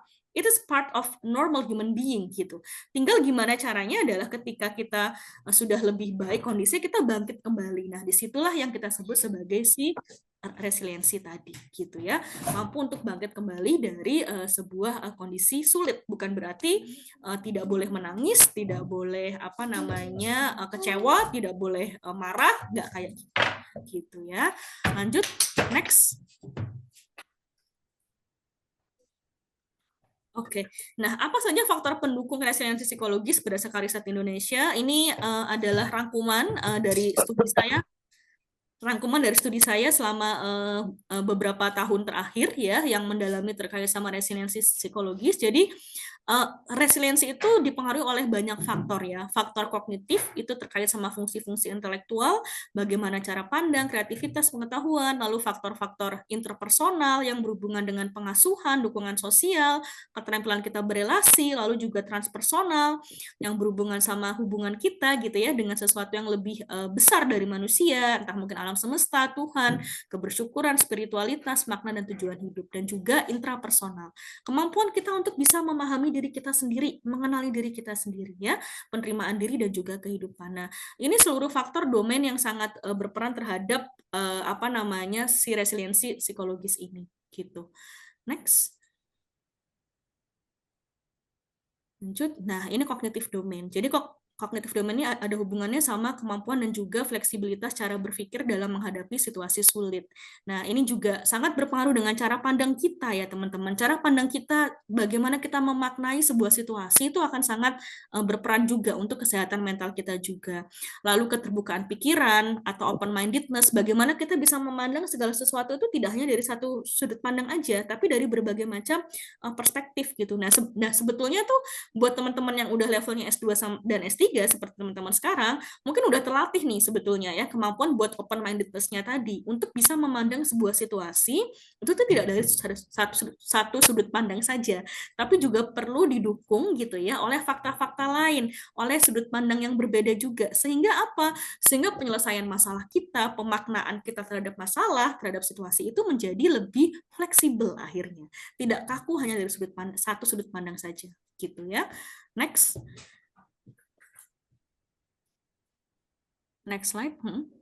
Oke, nah ini beberapa contoh ya bagaimana memanfaatkan fleksibilitas kognitif kita ya gitu ya. Misalnya kita tuh seringkali tanpa sadar memiliki yang kita sebut sebagai automatic thoughts atau pikiran-pikiran otomatis yang itu tuh muncul dan mempengaruhi kondisi emosional kita ya. Misalnya situasinya kita tadinya mau holiday tapi ternyata harus di cancel karena situasi keluarga, entah mungkin anak kita sakit atau suami kita sakit. Mungkin ada reaksi emosi kita jadinya sedih, kita kecewa, mungkin kita marah, kamu sih nggak jaga kesehatan, apa mama bilang juga apa gitu kan, mungkin kita marah gitu ya dalam situasi itu. Nah biasanya kalau kita menyadari lebih banyak ke dalam diri kita, biasanya ada pikiran yang mendasari terkait dengan itu, entah misalnya kita khawatir, jangan-jangan nggak punya waktu lagi, atau misalnya kita merasa bahwa kita merasa apa namanya tidak apa namanya tidak cukup baik menjaga kesehatan keluarga kita atau apapun itulah yang seringkali muncul gitu. Nah, automatic thoughts ini yang seringkali bisa jadi bias ya. Bias itu artinya tidak didukung oleh fakta-fakta dan juga bukti-bukti yang nyata, itu seringkali mempengaruhi kondisi reaksi emosi yang itu tuh jadi sedih berkepanjangan, jadi marah berkepanjangan, marah yang tidak semestinya, jadi kecewa yang apa namanya terlalu berlarut-larut gitu ya. Nah, oleh karena itulah biasanya kita perlu untuk menelaah dengan lebih objektif bagaimana cara kita berpikir dan memaknai situasi ini. Misalnya, kalau tadi thoughts-nya we never have any chance to have fun anymore gitu. Nah, nanti berarti mungkin perlu ada cara alternatif berpikir yang lain. Misalnya, oh nggak apa-apa, mungkin sekarang yang penting semua keluarga sehat dulu, sehingga nanti bisa lebih having fun saat liburan lagi bersama keluarga. Misalnya gitu. Itu pasti akan mempengaruhi. Bagaimana cara kita memandang sebuah situasi, itu akan sangat mempengaruhi reaksi emosi kita juga gitu ya. Dan ini sering terjadi juga di dalam kasus-kasus permasalahan relasi gitu ya, di dalam rumah tangga maupun di dalam hubungan kita dengan anak juga, di mana sudut pandang kita itu seringkali belum tentu benar sesuai dengan apa yang kita pikirkan, sehingga kita perlu mencari sebuah alternatif cara berpikir yang berbeda yang mungkin membantu akan meredakan reaksi emosi kita gitu. Next slide. Oke, intrapersonal. Nah, domain intrapersonal ini adalah kemampuan untuk bisa memahami diri kita sendiri, mengenali emosi, menyadari berbagai kelebihan dan juga kekurangan yang kita miliki, lalu mengenali keinginan dan juga dorongan di dalam diri kita, termasuk di dalamnya ada kecerdasan emosi, penerimaan diri, ada self-compassion, kalau teman-teman pernah familiar, bersikap lembut terhadap diri sendiri, bersikap baik terhadap diri sendiri. Nah, itu adalah komponen-komponen intrapersonal ya. Lanjut.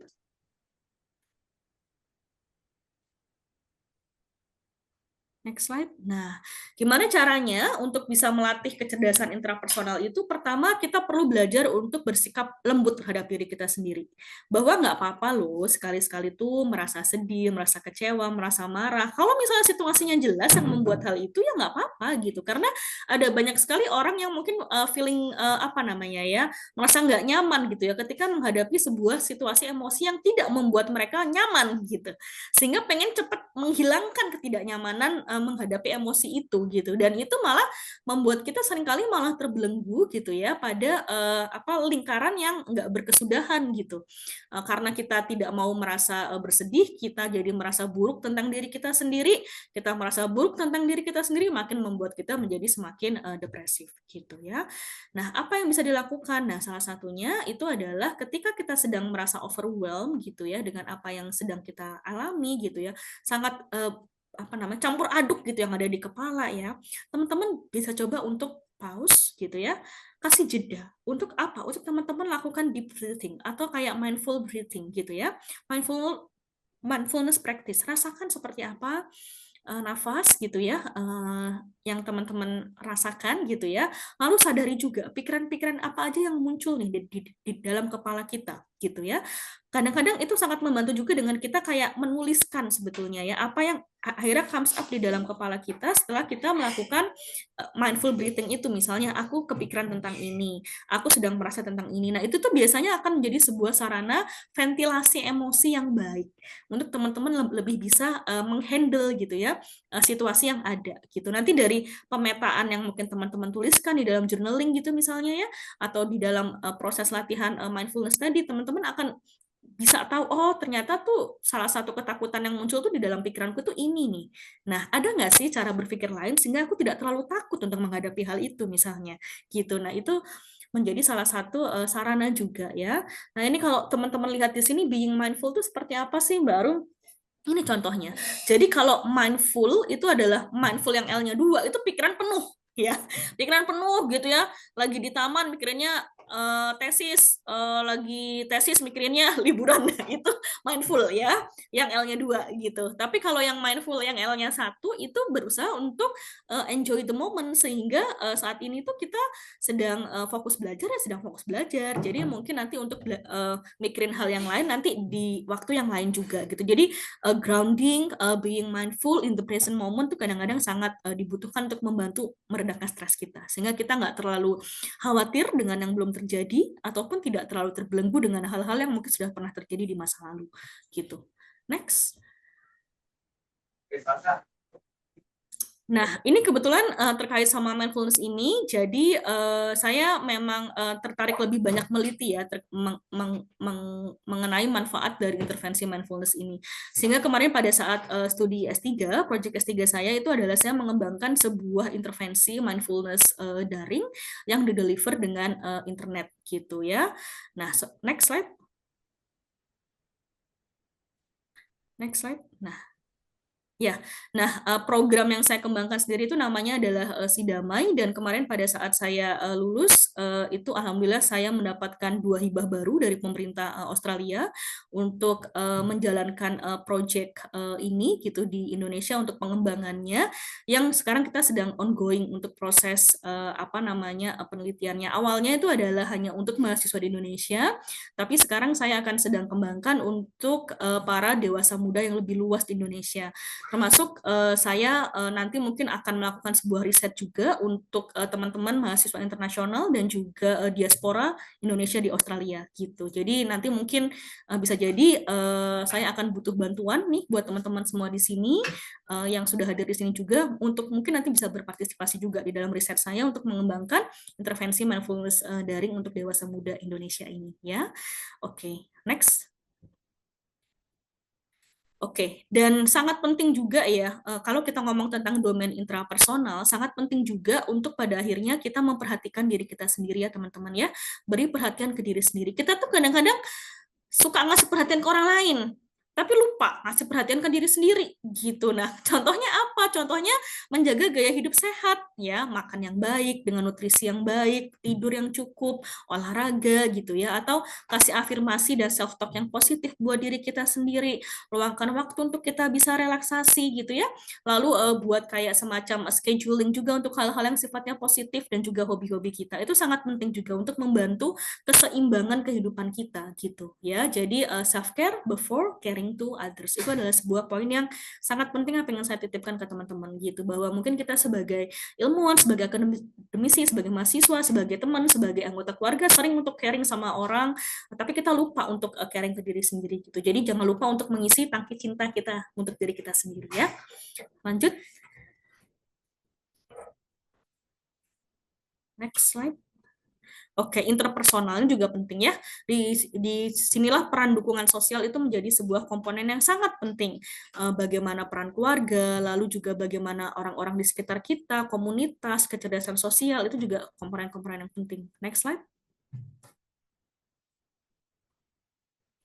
Oke ya, jadi kuncinya apa? Nah, kuncinya memang adalah seberat apapun usahakan untuk tetap punya semacam support sosial ya teman-teman, keep socializing, terus bersikap terbuka gitu ya, ketika misalnya dibutuhkan, lalu juga seeking help. Nah ini seeking help.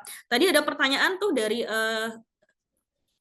di kolom chat ya, di DM, Mbak, kapan waktu yang tepat untuk akhirnya untuk seeking help gitu ya. Jadi memang seeking help ini memang kuncinya adalah gini, ketika misalnya kita merasa bahwa keberfungsian kita tuh udah banyak terganggu, baik hubungan kita dengan orang lain misalnya, atau misalnya gangguan terkait dengan aktivitas kehidupan kita sehari-hari ya, atau misalnya gangguan terkait sama studi kita misalnya. Nah, itu kalau udah muncul gangguan tuh di area-area fungsional di dalam kehidupan kita, itu bisa jadi tanda bahwa kita perlu untuk reach out pertolongan. Kalau yang lebih ekstrim lagi adalah kalau misalnya mulai muncul nih pikiran-pikiran mengakhiri hidup, atau misalnya melukai diri sendiri, atau melukai orang lain. Nah, itu juga tanda-tanda tanda-tanda apa red flag untuk kita segera mencari bantuan gitu. Karena jika tidak mencari bantuan maka efeknya nanti mungkin bisa jangka panjang gitu ya. Jadi tandanya itu. Pertama, kalau sudah mengganggu keberfungsian sehari-hari, dan yang kedua adalah ya tadi kalau sudah mulai muncul dorongan-dorongan untuk membahayakan diri sendiri, melukai diri sendiri gitu ya, atau membahayakan atau melukai orang lain. Nah, itu adalah tanda bahwa kita sudah harus mencari pertolongan oleh profesional. Ya, next slide. Nah, ini yang terakhir adalah domain transpersonal ya. Artinya kita perlu untuk tetap merasa punya sebuah koneksi ya, teman-teman. Value ya. Kita cari value, kita cari nilai apa yang membuat kita menjadi lebih bermakna untuk menjalani aktivitas kita sehari-hari juga sebagai mahasiswa ya. Di sinilah komponen-komponen seperti kayak kebersyukuran, makna hidup, spiritualitas, dan juga memupuk harapan yang baik untuk masa depan itu juga penting untuk terus dijaga. Lanjut.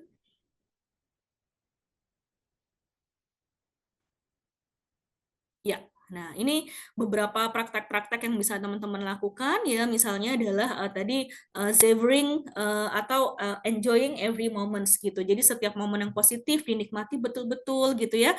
Luangkan satu aktivitas sederhana, satu aja sehari-hari gitu ya. Yang itu teman-teman tuh merasa itu menjadi mood booster. Misalnya kalau saya itu selalu senang minum teh hangat di setiap pagi karena itu adalah mood booster buat saya dan itu adalah aktivitas rutin self care saya gitu.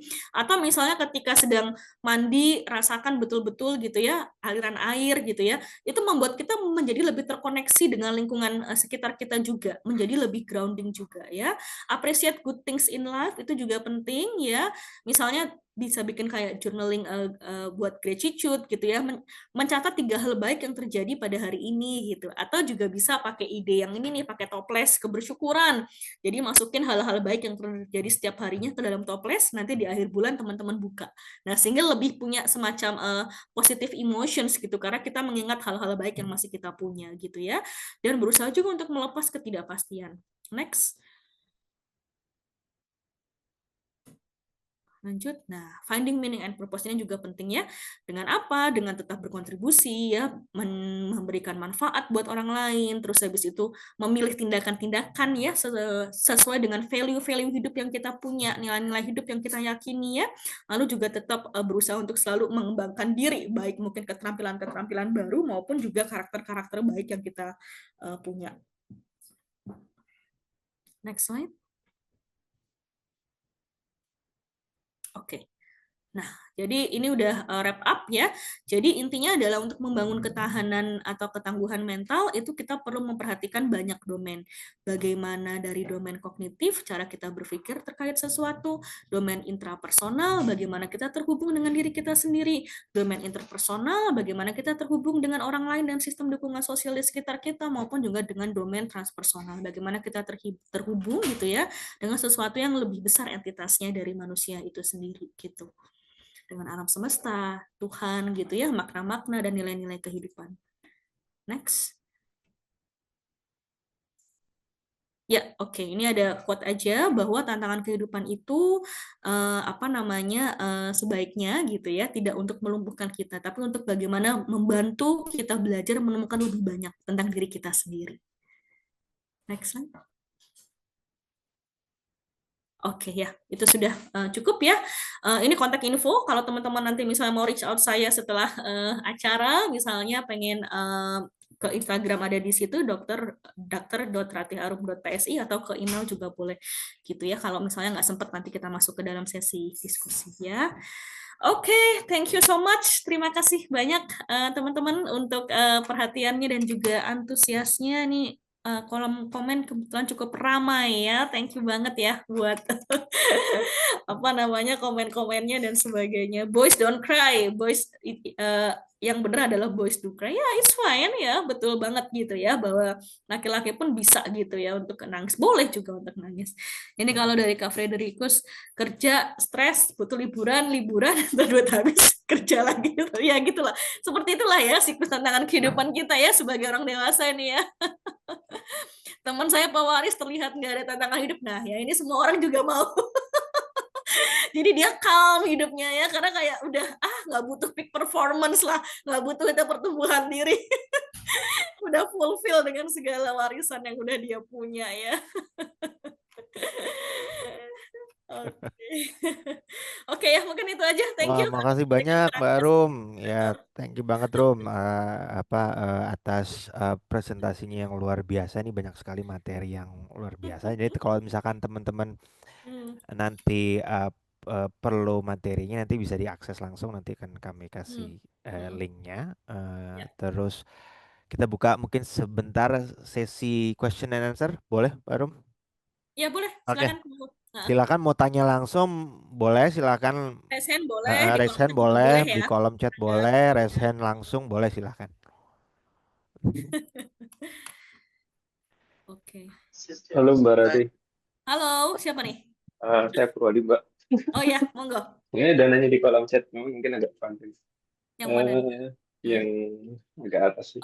Oh, Kak Terus Purwadi ya. Coba Mas eh, Purwadi aku baca. Oh, yang tentang kerja di IGD ya. Boleh mungkin boleh diceritakan gimana tuh? Hah? yang Hmm. beberapa kali ya ketemu student di IGD yang Hmm. ya tiba-tiba pingsan, sudah IGD, dicek Hmm. semuanya normal, terus habis itu Hmm. ada ibu-ibu Hmm. pingsan, hipotensi, dicek semuanya normal. Waktu itu Hmm. ibu-ibunya ternyata karena kangen sama anaknya, jadinya dia pinginnya masuk rumah sakit aja. Hmm. Gitu terus. Nah, eh respon kita, maksudnya gini, eh ya gangguan psikologis itu kan ada, cuman kan seringkali Hmm. nggak terlihat kan Mbak. Ya. Nah, respon pertama atau first respon kita pada orang-orang yang terjadi seperti Ya. itu baiknya Hmm. seperti apa? Kayak apa? Hmm. Hmm. Ya, oke. Thank you ya, Mas Purwadi ya. Ini berarti dalam konteks gini, pertanyaannya itu adalah dalam konteks bagaimana menanggapi itu sebagai profesional kesehatan ya, yang menemukan pasien yang seperti itu, gitu kah? Teman bisa atau kalau Hmm. profesional kesehatan kan kita sudah ada ininya ya, sudah ada Iya, iya. rule-nya ya. Hmm. Hmm. Kalau Hmm. Hmm. profesional Hmm. apa Hmm. keluhannya apa ya udah saya nangani keluhan, kalau nggak ada keluhan ya Ya, bukan ya. area saya. Iya, Tapi kalau iya, kita ya biasa sebagai gitu ya teman standarnya. Hmm. atau ya Hmm. kalau Hmm. Hmm. kalau profesional kesehatan plus teman, nah itu juga bingung juga kan. Iya, iya, iya, iya, oke. Ya. Jadi apa namanya? Ya benar juga sih kan mungkin memang jadinya gimana ya cara menanggapi itu dengan bijak.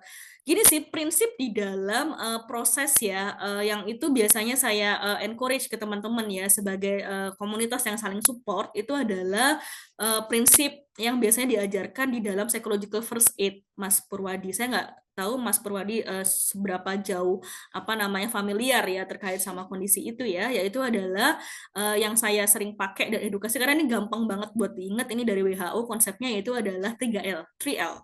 Look, listen, and link gitu. Nah, look itu apa? Look itu artinya kita perlu untuk memperhatikan ya, memberi perhatian apakah benar memang gejala psikologis ini sepertinya ada gitu ya.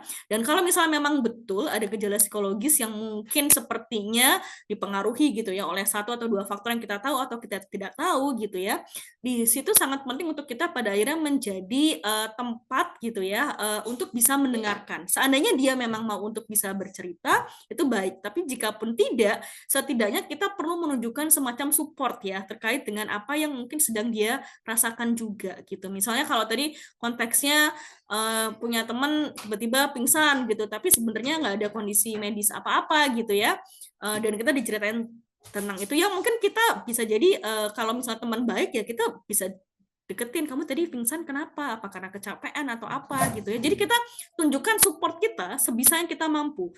Kalau misalnya dia mau cerita lebih banyak tentang apa yang dia rasakan, that's good. Artinya kita sudah punya sebuah gambaran tentang apa yang mungkin bisa kita bantu untuk dukung kepada dia gitu ya. Tapi kalau misalnya dia tidak mau cerita, itu pun juga nggak masalah. Kita bisa bilang ke dia ya anytime kalau misalnya kamu butuh, aku ada di sini. Itu udah cukup kadang-kadang ya. Dan setelah itu adalah kalau kita lihat nih ternyata kok kayaknya kondisi dia memburuk nih, misalnya dia semakin hilang-hilangan gitu ya dari pertemuan, semakin menarik diri gitu ya, nggak bisa dihubungi dan sebagainya, kita mungkin perlu untuk menghubungkan dia dengan profesional. Caranya seperti apa? Beberapa yang saya sempat usulkan juga dan kayaknya cukup works, misalnya dengan kita misalnya say hi aja dulu, say hi seperti apa kabarnya dia. Kalau dia nggak tanggepin, mungkin kita bisa kayak apa namanya sharing gitu tentang apa namanya jaringan-jaringan yang kita punya misalnya untuk mensupport dia dan sebagainya. Seandainya dia tidak mau ngobrol lebih banyak kepada kita gitu. Jadi itu beberapa poin yang saya rasa mungkin bisa untuk dilakukan dilakukan ya di dalam komunitas yang misalnya memang tujuannya adalah untuk kita bisa mendukung gitu ya dalam isu mengenai kesehatan mental ini ya. Mungkin itu yang bisa saya jawab ya. Semoga menjawab Mas Purwardi ya. Makasih banyak Mas Ipong. Hmm. Ada lagi mungkin teman-teman? Tadi ada kayaknya di kolom chat deh. Coba ya, bentar ya. Di bawah tuh kayaknya ada deh. Apakah doping sehat untuk... Nah, ini saya nggak tahu nih, Mas Agung benar mau nanya. Apakah ada doping sehat buat mood on fire every day? Nah, ini tuh beda-beda sih ya. Ini dijawab sama teman-teman nih. Mas Rena jawab sikir pagi. Luar biasa ya. Kalau aku dua cangkir kopi setiap satu Nah, hari. ya kan, kalau kamu kopi, kalau aku tadi teh gitu. Jadi memang beda-beda sih setiap orang gitu ya. Jadi apa namanya, kalau kopi itu biasanya untuk bikin saya lebih dalam tanda kutip ya on fire ketika udah menjelang agak tengah hari gitu. Kalau untuk kopi kalau untuk teh itu untuk di pagi hari untuk saya bisa relaxing diri saya gitu. Jadi memang beda-beda sih ya sebetulnya tiap orang gitu. Ada juga yang olahraga gitu. Teman saya ada yang itu efektif buat dia itu adalah dia setiap pagi itu selalu disiplin dan dia selalu disiplin melakukan itu ya. Jadi dia selalu setiap pagi tuh kayak habis subuh tuh pasti dia lari pagi dan itu dopingnya dia gitu dan itu works buat dia gitu. Padahal dia tinggal di Australia juga yang kadang-kadang musim dingin kan dingin ya, tapi dia bisa berkomitmen terkait dengan itu karena itu adalah salah satu cara dia untuk maintaining apa mental health dia juga gitu. Sikirnya juga bisa dicoba ya, ini usulannya Mas Rendra nih ya mungkin sangat spiritual gitu ya untuk bisa lebih mendekatkan diri gitu, Perlu mendapatkan kekuatan ilahiyah gitu ya untuk perlu menghadapi. ditanya Mbak Arum apakah dipraktekkan apa enggak oleh Pak Rendra? Coba kita tanya Pak Rendra. Ya, Ya oke. mau luar biasa tuh seorang Ini ada yang Mas resa nih, Rendra. Rangga. Ya monggo Mbak Dewi ya. Iya, Silakan. selamat siang, Iya, Rum. iya, selamat siang. Terima kasih untuk kesempatannya. Ya, Mungkin pertanyaannya itu eh, sedikit ini ya. Ini mungkin dari pengalaman pribadi saya. Saya mungkin eh, sampai saat ini saya masih berpikir gimana sih caranya untuk mengelola stres dan rasa takut. Terus saya alami karena saya dari kehilangan beberapa orang yang sangat dekat dengan saya. Sorry kalau suara saya bergetar jadinya ya. Karena dalam waktu yang sangat dekat ada beberapa orang yang sangat dekat dengan saya, Ya. saudara itu pergi gitu loh. Nah, susah saya ngomongnya ya. Ya. Jadi nangis deh. Jadi kemudian setelah beberapa orang pergi itu, jadi saya merasa apa ya, ketakutan. Saya takut kehilangan lagi seperti itu. Jadi untuk kadang untuk kemudian ingin dekat dengan orang misalnya gitu, ada sahabat teman pun saya jadi rasa takut kalau saya misalnya dekat kemudian saya akan kehilangan lagi. Dengan saudara seperti itu. Seminggu yang lalu saya juga baru kehilangan adik ipar saya juga. Hal-hal seperti itu apa ya, aduh maaf ini jadi saya nangis. Ya, nggak apa-apa. Ini Aduh susah. aman, insya Allah. Iya, jadi Ya, tapi jadi ada susah rasa ya. ketakutan seperti itu. Rasa Kemudian ketakutan. ketika takut itu apa ya, saya setiap malam atau setiap saat takut itu saya jadi ngerasa apa ya, kayak jadi kayak sesak napas atau kesulitan bernapas, terus dada berdebar-debar. Yang saya tahu bahwa saya tidak sakit sebenarnya. Kalau kemudian saya alihkan pikiran itu misalnya dengan saya kemudian membaca, kemudian saya dengar musik, kemudian saya ngobrol, rasa berdebar-debar itu hilang, takut itu hilang. Tapi apa ya, perasaan-perasaan itu tuh tiba-tiba muncul dengan tiba-tiba lagi. Iya. Untuk beberapa lama saya sudah menghilangkan rasa takut itu semenjak tahun 2002. Saya tahun 2022 itu saya kehilangan apa boleh dibilang saya kehilangan suami saya meninggal. Sesudah itu saya takut banget kalau ada keluarga saya yang pergi lagi. Terus kemudian ada sahabat saya yang dekat banget sama saya kemudian meninggal tahun 2023, 2024, kemudian baru kemarin seminggu. Jadi apa ya, perasaan-perasaan itu tuh kayaknya bikin saya takut nanti saya jadi anxiety, saya berpikir seperti itu, saya rasa cemas yang berlebihan sehingga itu Ya, saya takut jadi sakit seperti itu. Saya takut sakit jantung, saya takut sakit apa ya yang ya, saya ya, tuh ya. jadi berpikir di luar kendali saya. Yang sebenarnya saya nggak mau berpikir, cuman itu tiba-tiba muncul di dalam perjalanan di bus, Ya, ketika ya. saya tidur, ketika saya bangun, saya berusaha menghilangkan, tapi Ya, ya. untuk saat ini kayaknya sulit. Gimana ya Ya, caranya biar bisa ya. itu tuh bisa hilang dan saya bisa apa ya? Bukan Bukan pura-pura bahagia tapi benar-benar bahagia seperti itu Mbak. Mungkin ada pencerahan dari Mbak Arum. Terima kasih sebelumnya. Iya, oke, terima kasih ya Mbak Dewi ya sudah bersedia sharing ya apa namanya terkait sama pengalaman yang dialami ya. Jadi pasti nggak mudah juga ya, saya turut berduka cita juga tadi terkait sama pengalaman-pengalaman kehilangan gitu yang dialami sama Mbak Dewi tadi ya. Nah tadi saya sempat bahas ya terkait sama apa nama strategi coping ya. Kalau kita bicara kan memang kehilangan itu kan adalah sebuah hal yang tidak bisa kita kendalikan ya. Gitu, itu adalah sebuah hal, kondisi, sebuah peristiwa yang itu tuh di luar dari kendali diri kita sebagai manusia.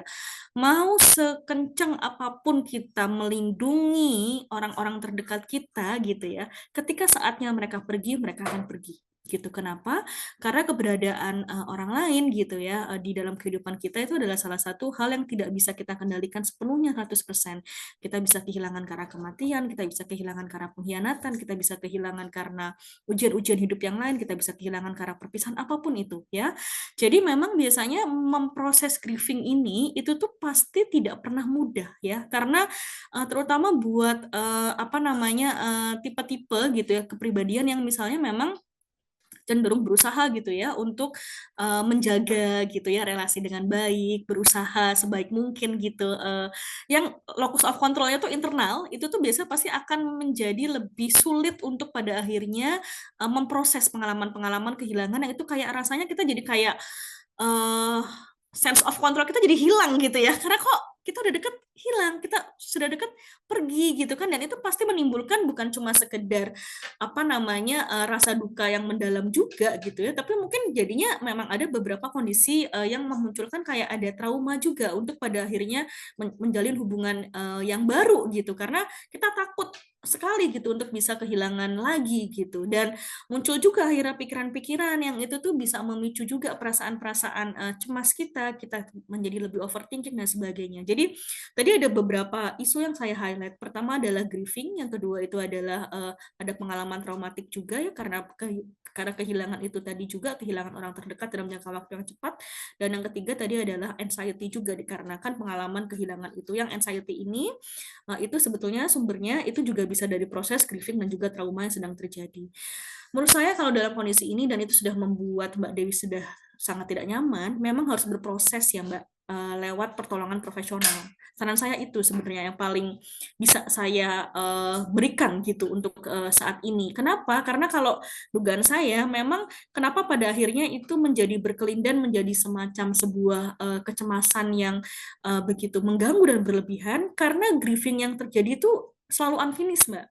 Gitu. Jadi unfinished grieving, jadi grieving yang belum diproses dengan sepenuhnya, lalu apa namanya karena hidup harus berjalan terus harus move on, tapi habis itu kehilangan lagi sehingga kehilangannya menjadi begitu banyak sehingga kita tidak pernah punya waktu untuk dengan benar-benar memproses rasa kehilangan itu, memproses rasa duka itu gitu.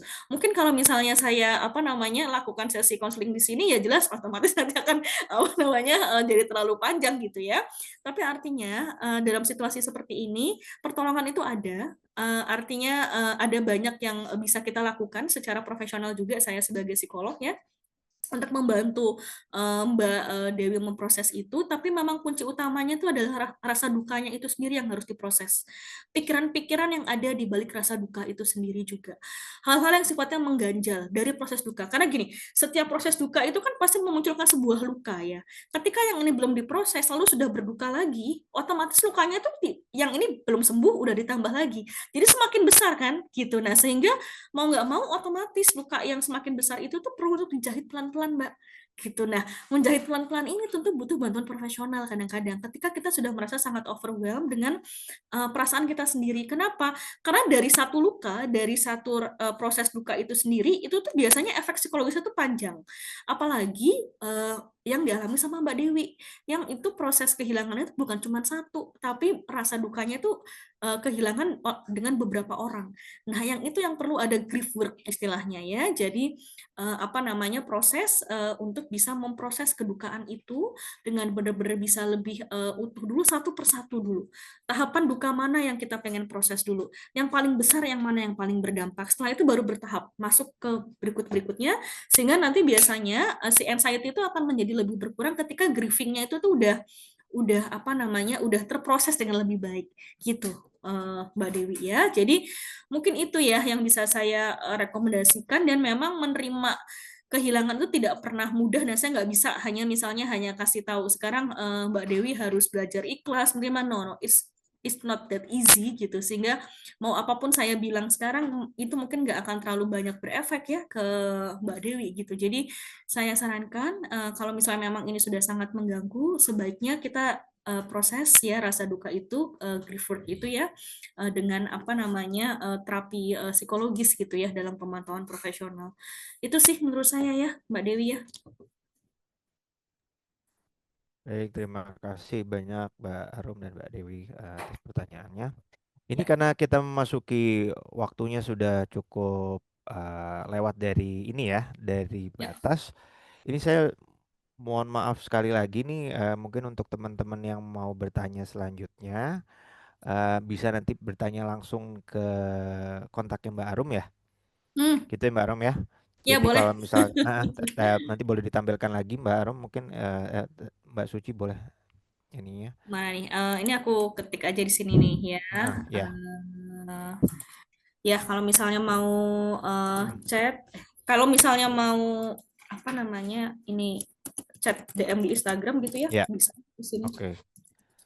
Terus juga akan nanti kan materi juga akan kalau teman-teman Ya betul di situ ada alamat email saya juga ya. ada alamat emailnya Betul. Mbak Arum. Jadi kalau misalkan mau teman-teman mau bertanya lebih lanjut mengenai pertanyaan-pertanyaan tadi yang mungkin belum sempat ditanyakan, nanti bisa ditanyakan langsung ke Mbak Arum seperti itu. Dan mungkin sedikit dari saya agak closing remark sedikit. Makasih banyak Mbak Arum atas kesempatannya luar biasa, sudah berbagi ilmunya selama 1,5 jam. Jadi ya mungkin dari kegiatan ini mungkin saya boleh ambil sedikit kesimpulan bahwa penting sekali kita mengelola stres dan nggak semua stres itu berdampak negatif, ada yang punya dampak positif, terutama untuk membantu pertumbuhan diri kita, professional, personal growth kita. Dan penting sekali kita juga membangun resiliensi dan ketika kapasitas kita tidak cukup, mungkin kita perlu tadi yang paling perlu kita lihat adalah kita seek help, perlu meminta bantuan ketika emosi, kapasitas stres kita yang kita alami itu sudah lebih kita tidak mampu membendungnya dan itu perlu bantuan dari orang lain maupun bantuan dari profesional seperti itu. Mungkin akhir kata dari saya, terima kasih banyak Mbak Arum sudah atas kesempatannya. Nanti teman-teman bisa langsung saja menghubungi Mbak Arum kalau misalkan ada pertanyaan lebih lanjut. Kita kasih applause yang luar biasa ke Mbak Arum. Terima kasih Makasih banyak semua sudah mau berbagi sudah di komunitas hadir. kita. Makasih Iya. banyak Mbak Arum. Terima kasih. Nah.